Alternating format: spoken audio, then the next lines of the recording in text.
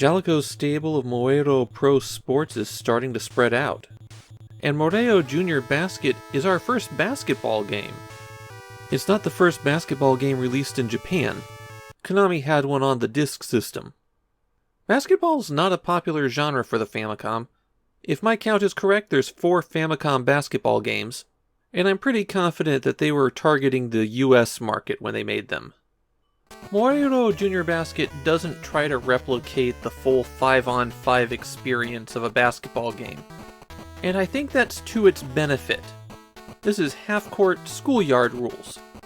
You can play 1-on-1 or 2-on-2, and at the start of the game, you pick out teams, alternating between you and the computer.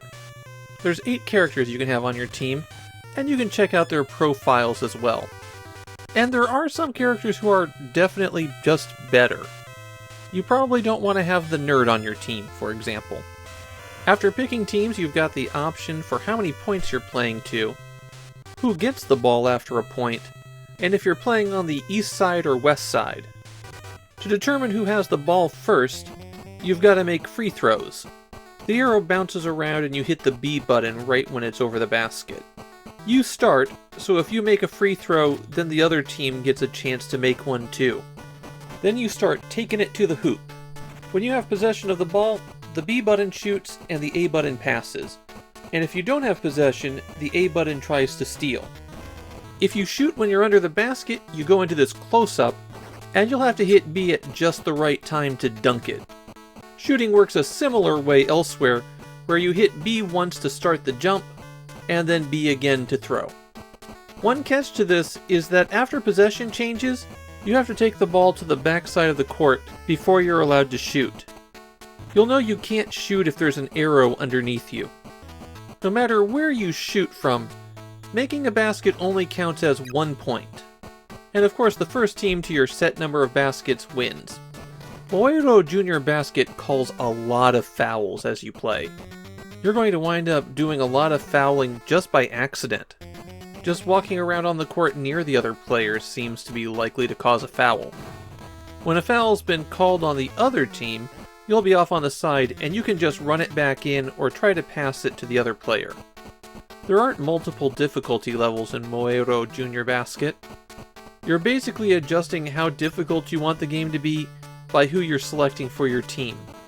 I found that the AI opponent was generally pretty good, and I mean that in the sense that it'll stick on top of you, take the obvious shots, and it moves a bit faster than you to compensate for humans' abilities.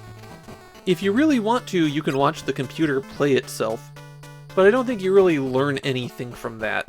Moero Junior Basket is a pretty simple game, and I think the learning curve is getting used to the controls, not figuring out the strategy on the court. There's also a password system for when you're playing a tournament and clearing out all of the computer opponents. But it's a pretty short game, so I'm not really sure that you need it. It really doesn't take longer than 10 minutes to play a basic match. And that's really all there is to the game. It's about as stripped down as basketball can get. In fact, it reminds me a lot of EA's 1-on-1 game, which was a big hit on computers and had just gotten an NES port. Considering how the Famicom struggles with large team games, I think the choice of scaling the game back actually works pretty well. Moero Junior Basket might be simple, but that simplicity works in its favor. And the end result is a solid, but not really exceptional basketball game.